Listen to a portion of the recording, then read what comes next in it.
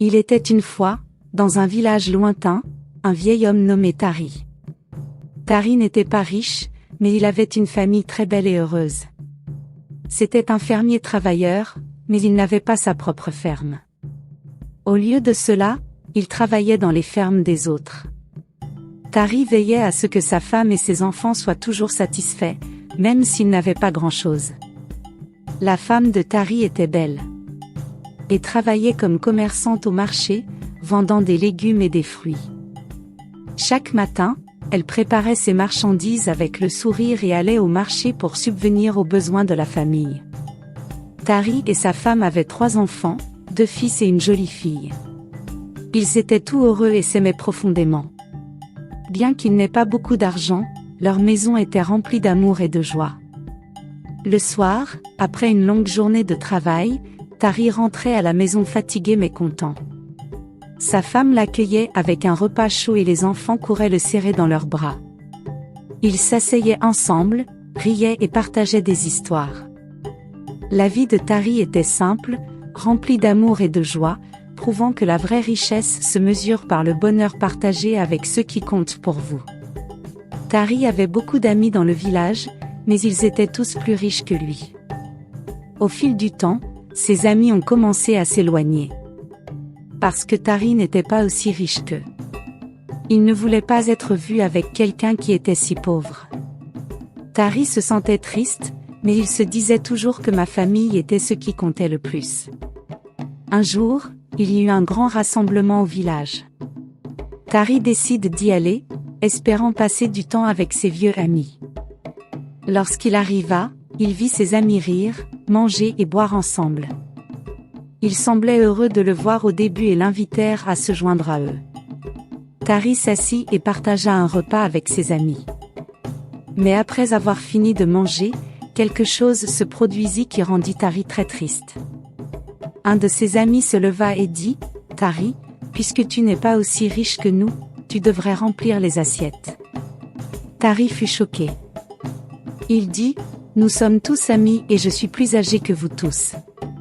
Ce n'est pas parce que je n'ai pas autant d'argent que toi que tu peux me traiter de cette façon. Chacun devrait préparer son assiette. » Mais ses amis ont ri et ont dit, « Si tu n'emballes pas les assiettes, nous dirons au vendeur que tu n'as pas payé. Ce sera encore plus embarrassant pour toi. » Tari n'avait pas le choix. Il a emballé les assiettes et a quitté la réunion en se sentant très triste et humilié.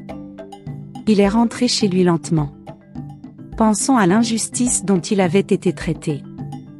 Quand il est rentré à la maison, sa femme a remarqué qu'il était mécontent et lui a demandé, « Tari, que s'est-il passé ?»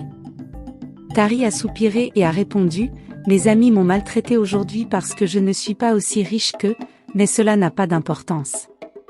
Je ferai toujours de mon mieux pour toi et nos enfants. » Tari a continué à travailler dur chaque jour. Malgré la façon dont ses amis le traitaient, il savait que sa famille avait besoin de lui et il était déterminé à s'assurer qu'il soit toujours heureux et pris en charge. Même s'il était triste, son amour pour sa famille le maintenait fort.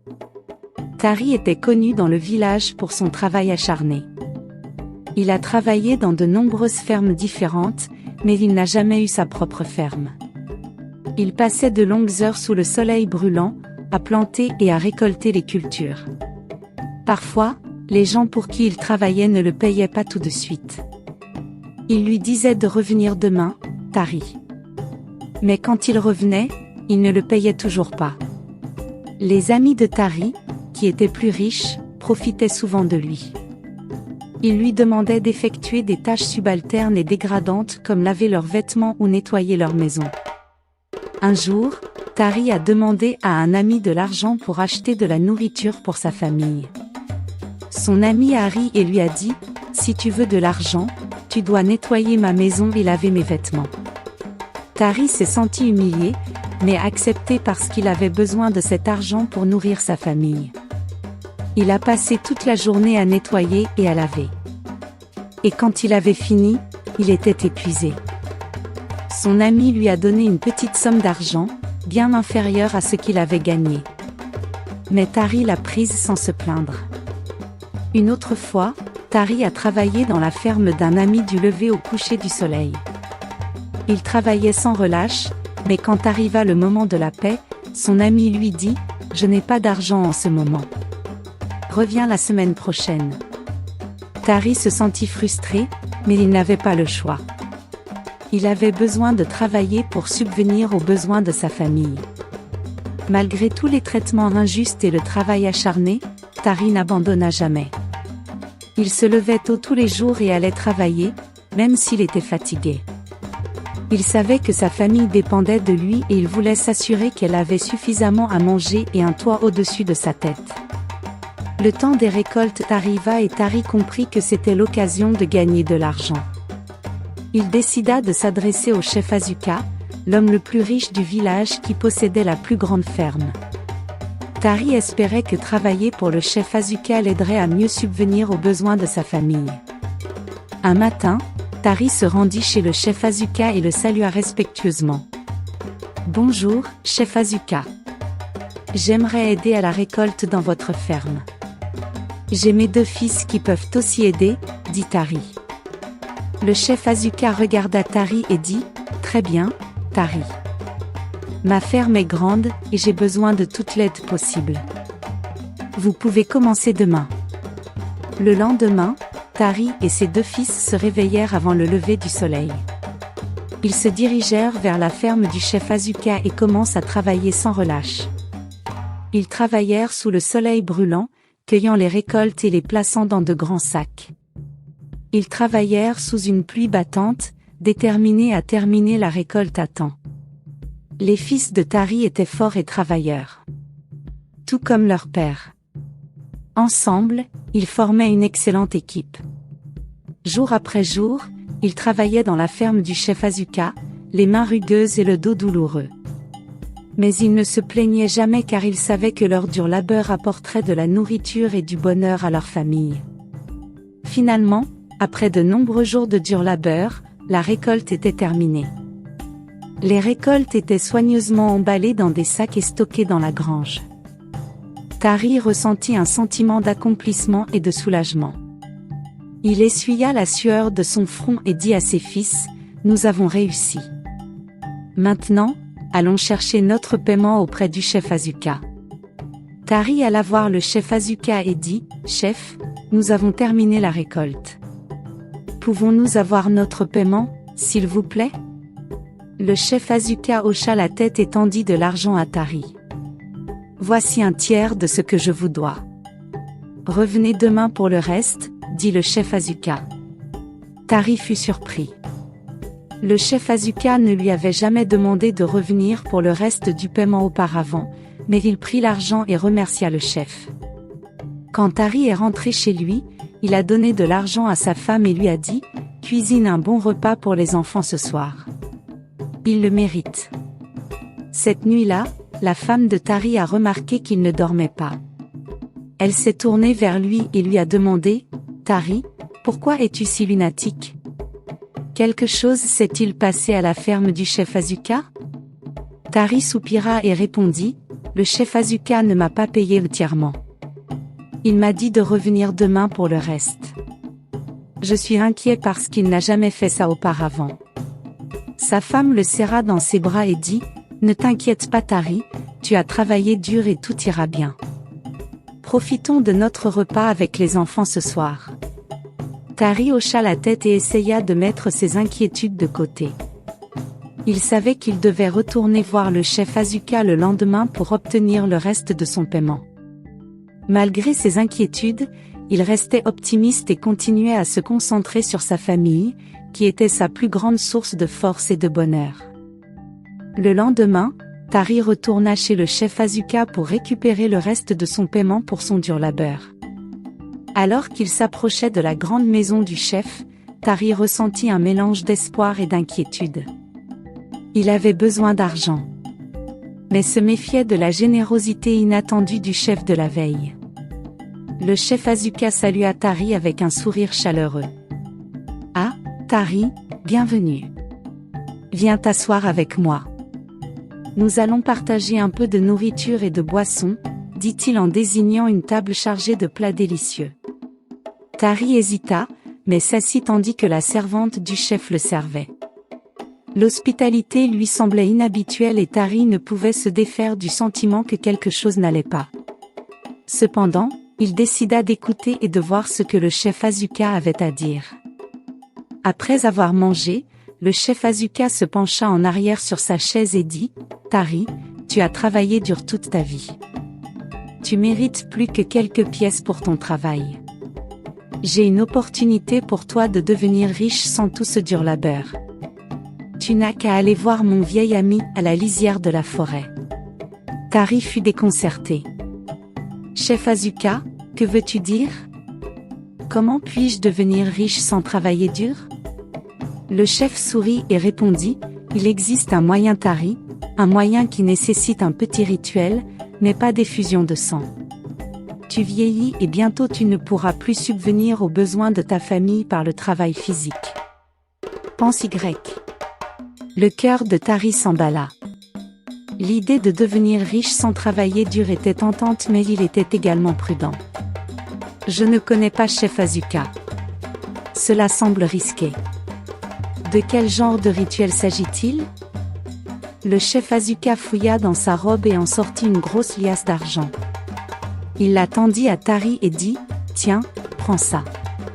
C'est 10 fois le montant que je te dois. Considère-le comme un cadeau. Un petit avant-goût de ce que tu pourrais avoir. Prends ton temps pour décider. Rien ne presse. » Les yeux de Tari s'écarquillèrent à la vue de tant d'argent. Il n'avait jamais vu une somme aussi importante de sa vie. Il prit le paquet avec des mains tremblantes et remercia le chef.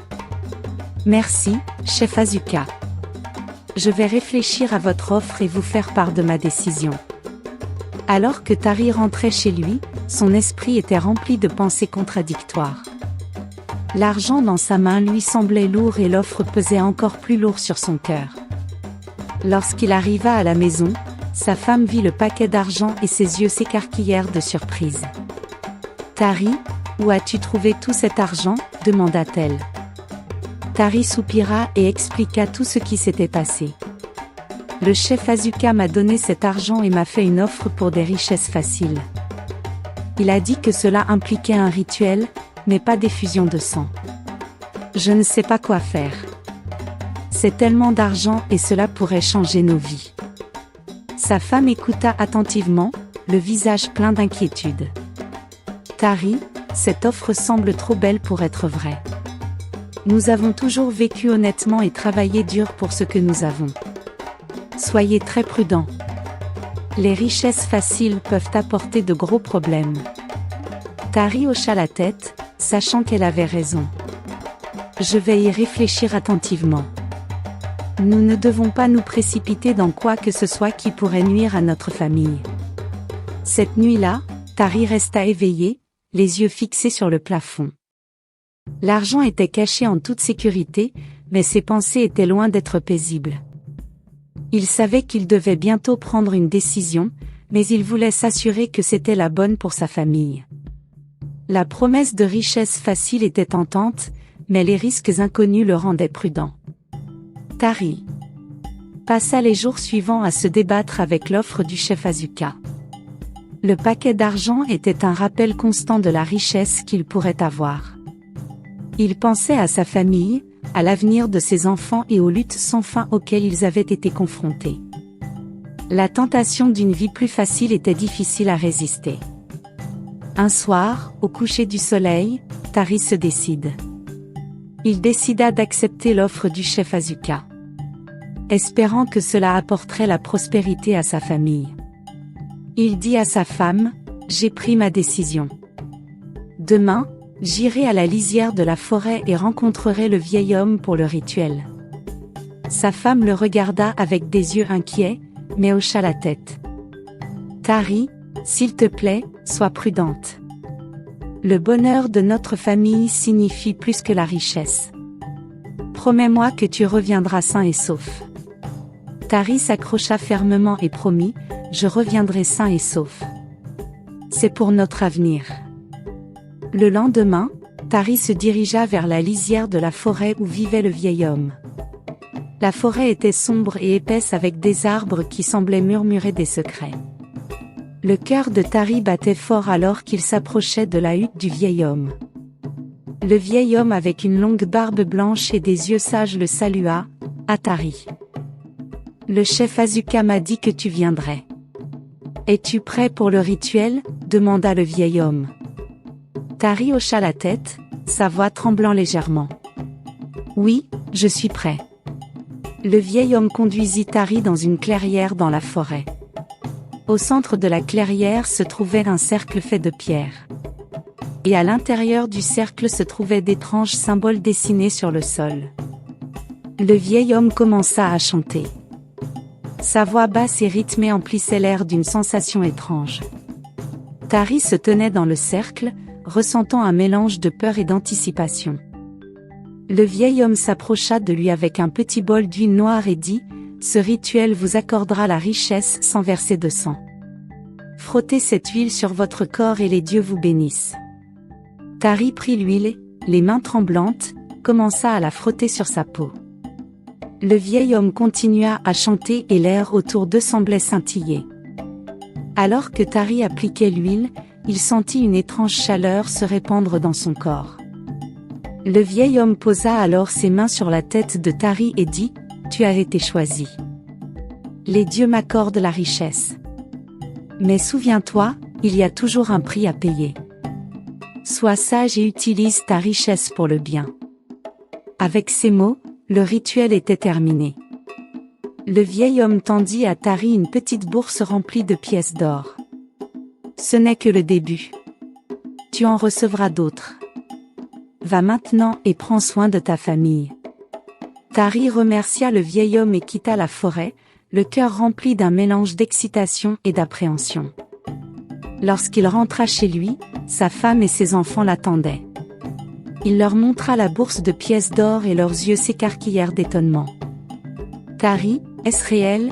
demanda sa femme en tenant l'une des pièces. « Oui, c'est réel. Les dieux nous ont bénis, » répondit Tari en serrant fort sa famille dans ses bras. « Nos vies vont changer pour le mieux maintenant. » Cette nuit-là, ils célébrèrent avec joie et espoir. Tari ressentit un sentiment de soulagement.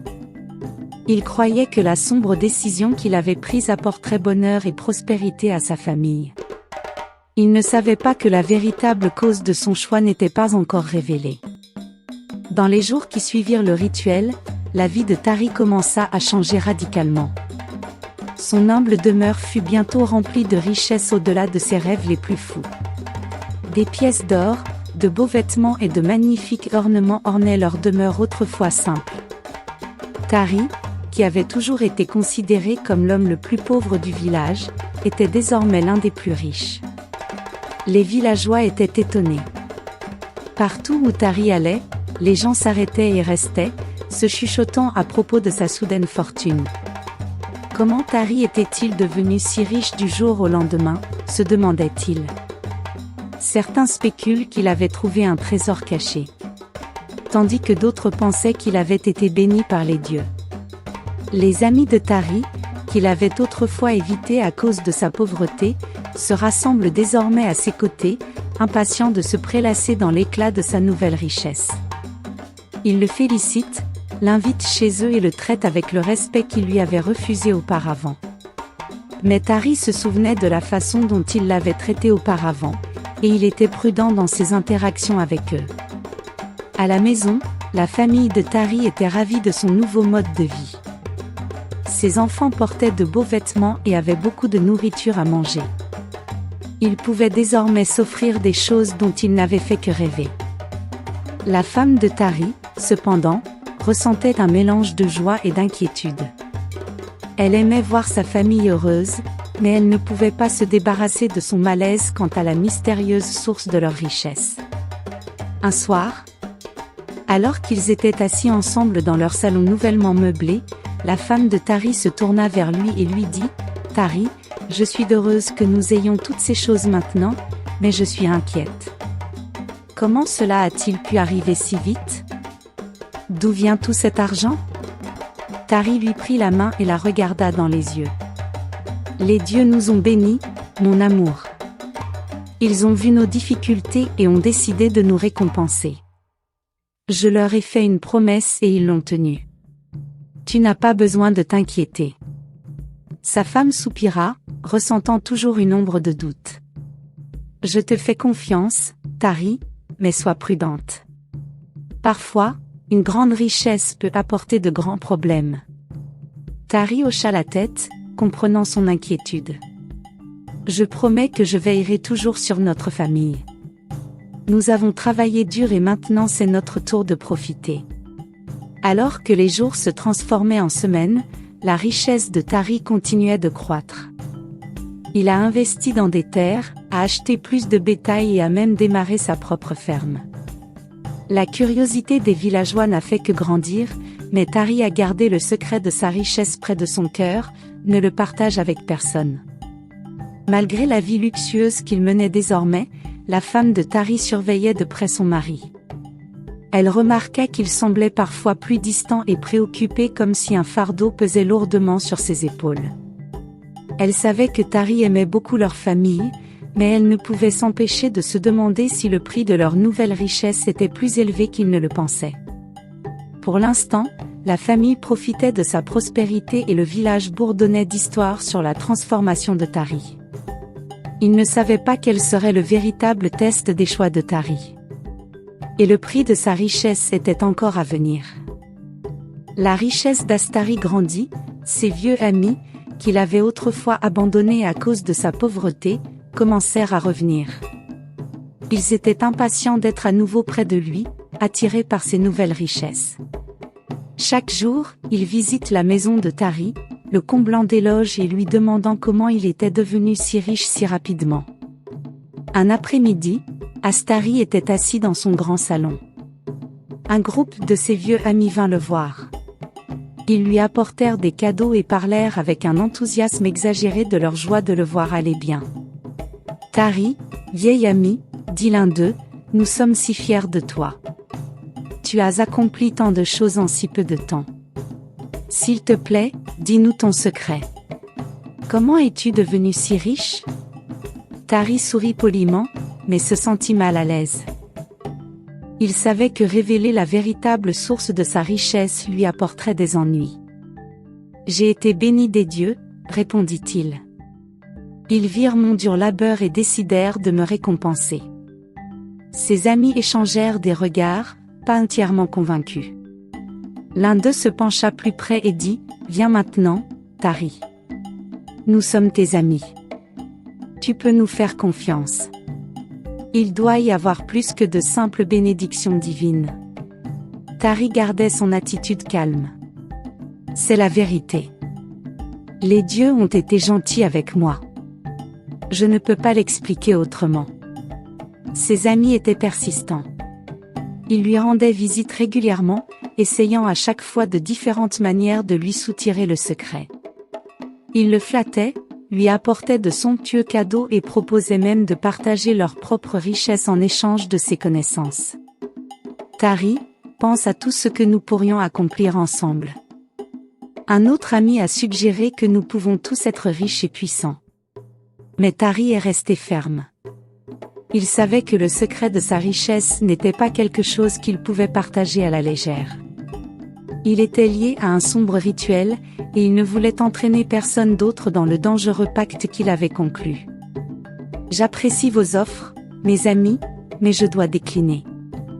Je ne peux pas partager ce qui n'est pas à moi de donner, » a déclaré Tari. Au fil du temps, la persistance de son ami a commencé à faiblir. Ils sont devenus frustrés par la réticence de Tari et ont commencé à s'éloigner une fois de plus. Certains ont même chuchoté dans son dos, répandant des rumeurs et des spéculations sur la véritable nature de sa richesse. Tari ressentait la tension de leurs suspicions et le poids du secret qu'il portait. Malgré la vie luxueuse qu'il menait désormais, il se retrouvait souvent à regretter les jours simples et honnêtes avant l'arrivée des richesses. Il lui manquait la compagnie sincère qu'il avait autrefois, même si elle était entachée par la pauvreté. À la maison, la femme de Tari remarqua son comportement troublé. Un soir, alors qu'ils étaient assis ensemble, elle lui demanda doucement, « Tari, Qu'est-ce qui te tracasse? Je vois l'inquiétude dans tes yeux. Tari soupira. Il ne croit pas que ce soit seulement la bénédiction de Dieu. Je ne peux pas leur dire la vérité, mais leurs questions ne cessent jamais. Sa femme lui serra la main et dit, « Nous devons rester forts, Tari. Nous avons l'un et c'est ce qui compte le plus. Laisse-les parler. Tant que nous connaissons la vérité, nous pouvons faire face à tout. » Tari hocha la tête, reconnaissante de son soutien. Il savait que le voyage à venir ne serait pas facile, mais il était déterminé à protéger sa famille et le secret de leur richesse. Le retour de ses amis lui avait rappelé que la véritable loyauté et l'amour ne s'achètent pas. Et il chérissait par-dessus tout le lien authentique qu'il avait avec sa famille. Avec le réconfort de sa femme, Tari résolut d'affronter tous les défis qui l'attendaient, sachant que leur force en tant que famille les guiderait même dans les moments les plus sombres. Un soir calme, alors que le soleil plongeait sous l'horizon, un messager arriva à la maison de Tari avec un message. Le vieil homme de la forêt avait convoqué Tari. Le message était bref et inquiétant, provoquant un frisson dans la colonne vertébrale de Tari. Il savait que la convocation du vieil homme ne pouvait signifier qu'une chose, une demande. Le lendemain matin, Tari se dirigea vers la forêt. À la lisière de la forêt où vivait le vieil homme. Son cœur battait à chaque pas, la terreur le rongeait. Lorsqu'il atteignit la hutte du vieil homme, il trouva le vieil homme qui l'attendait, son expression grave, en retard. Le vieil homme dit, sa voix aussi ancienne que les arbres qui les entouraient, « Le temps est venu pour vous de remplir votre part du marché.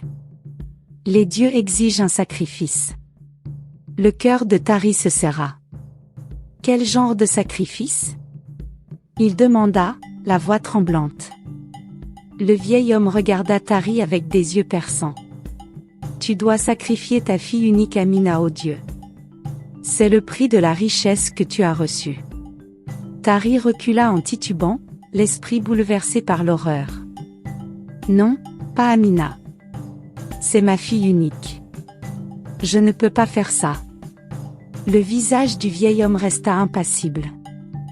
Si tu ne remplis pas la demande des dieux, tu perdras tout. La richesse, ta raison et ta vie. Les dieux reprendront leur bénédiction et tu te retrouveras sans rien. Tari avait l'impression que le sol s'était effondré sous ses pieds. L'idée de perdre Amina était insupportable. Elle était la lumière de sa vie, gentille et douce, aimée de tous dans le village. Il ne pouvait pas concevoir l'idée de la sacrifier. S'il vous plaît, il doit y avoir un autre moyen, plaida Tari, la voix brisée. Je ne peux pas faire de mal à ma fille. Le vieil homme secoua la tête. Il n'y a pas d'autre moyen. Tu as 7 jours pour prendre ta décision. Si tu ne sacrifies pas Amina, les dieux la prendront eux-mêmes et tu en subiras les conséquences. Tari rentre chez lui. Son esprit était un tourbillon de peur et de désespoir. Il ne pouvait pas partager ce fardeau avec sa femme. L'idée de lui dire était trop difficile à supporter. Tari ne pouvait pas dormir. La demande du vieil homme le hantait. Sacrifier Amina? Comment pouvait-il même y penser? Pourtant, la menace était claire. Refuser serait fou et son secret serait dévoilé. Tari arpentait la pièce, l'esprit en désordre. « Je ne peux pas faire ça à ma fille », se murmura-t-il. Mais la peur de tout perdre, sa richesse et sa santé mentale le rongeaient. Pendant la journée, Tari regardait Amina jouer, son rire lui transperçant le cœur. « Elle est ma fille unique », pensa-t-il. Mais la voix du vieil homme résonna dans sa tête.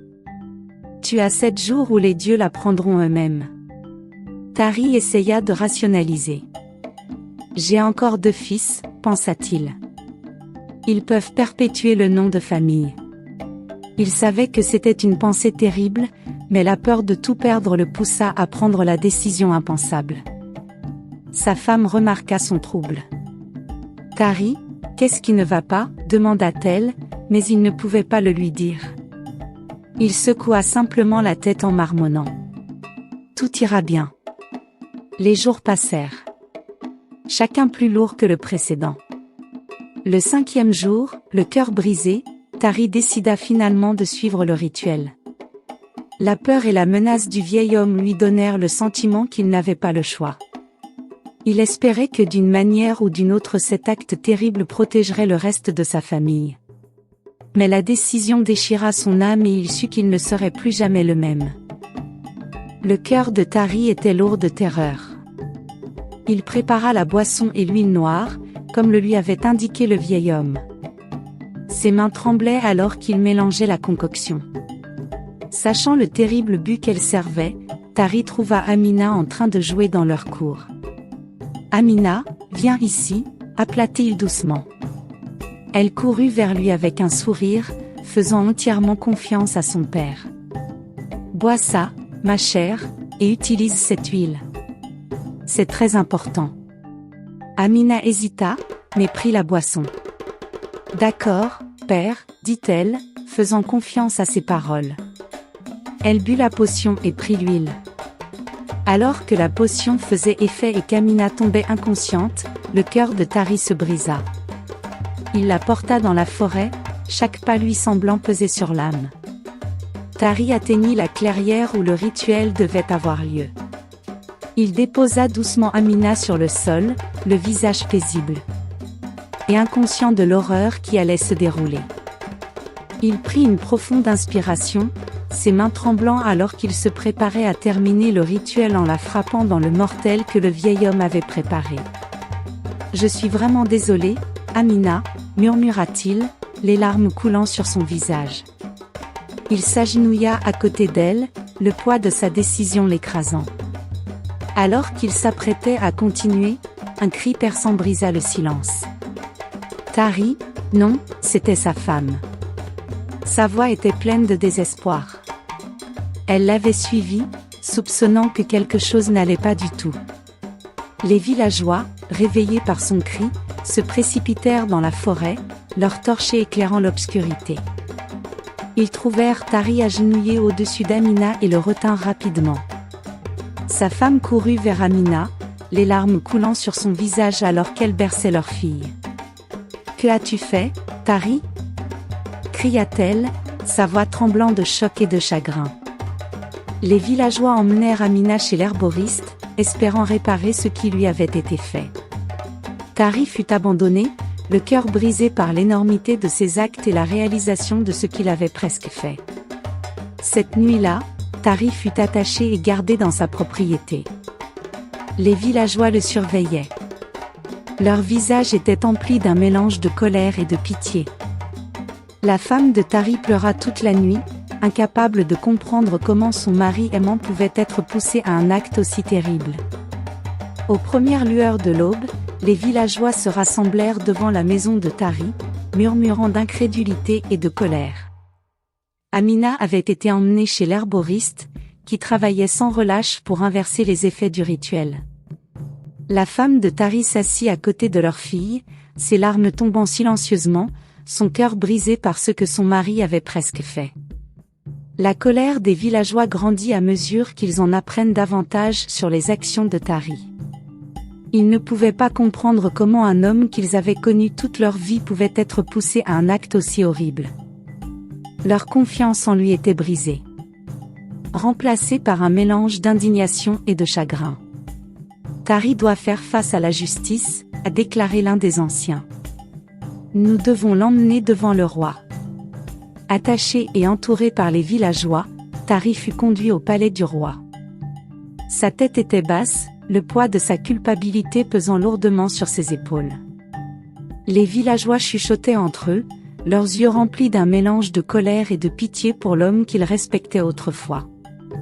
Dans la grande salle du palais, le roi était assis sur son trône, le visage sévère et rempli de déception. Les villageois présentèrent Tari devant lui, expliquant les terribles événements de la nuit. « Tari, est-ce vrai ?» le roi demanda, sa voix résonnant dans la salle. Tari, affaibli par le contre-coup du rituel, tomba à genoux et avoua. « Oui, mon roi, c'est vrai. J'ai été manipulé par le chef Asuka. Il m'a promis la richesse si j'effectuais un rituel, mais je ne savais pas que cela arriverait. Les yeux du roi se plissèrent.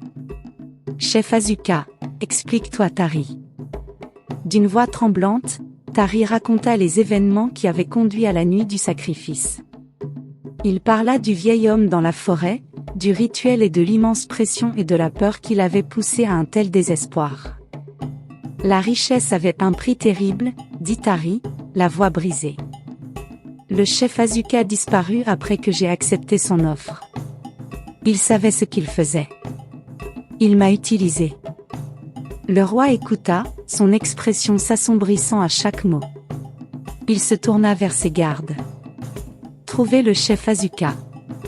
Il doit répondre de ses actes. Mais lorsque les gardes recherchèrent le chef Asuka, ils découvrirent qu'il avait déjà fui le village.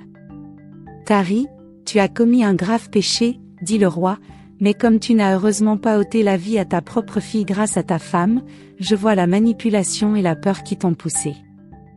Ta punition sera sévère, mais ta vie sera épargnée. Tu passeras le reste de tes jours en prison où ta femme et tes enfants pourront venir te voir souvent. Mais tu travailleras pour expier tes actes. Tari baissa la tête, acceptant son sort. Merci, mon roi, murmura-t-il, les larmes coulant sur son visage. Les villageois se dispersèrent, le cœur lourd du poids de ce qui s'était passé. La femme de Tari retourna à la cabane de l'herboriste où Amina se remettait lentement. Elle savait que leur famille ne serait plus jamais la même, mais elle gardait espoir qu'il pourrait trouver un moyen de guérir. Alors que Sari était emmené dans sa cellule de prison, il ressentit un profond sentiment de regret. Il avait perdu tout ce pourquoi il avait travaillé, tout cela pour la promesse de richesse facile. L'amour et le bonheur de sa famille, autrefois son plus grand trésor, avaient été brisés par ses propres choix. Dans sa cellule, Tari a juré de passer le reste de sa vie à expier ses péchés. En espérant qu'un jour sa famille trouvera dans son cœur le pardon. Alors que Terry était allongé dans sa cellule, les bruits du village résonnant faiblement au loin, il a trouvé un certain réconfort. Il avait payé un prix élevé pour ses mauvais choix, mais il espérait que son histoire servirait de leçon aux autres. L'amour de la famille et l'intégrité de son caractère étaient des trésors bien plus grands que n'importe quelle quantité d'or.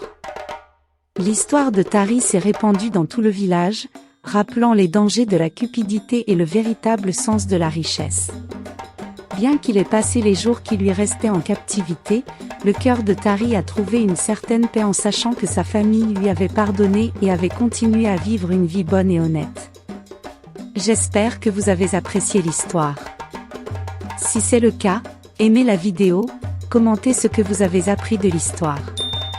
Et n'oubliez pas de vous abonner à la chaîne pour plus de contes enchanteurs comme celui-ci. Merci.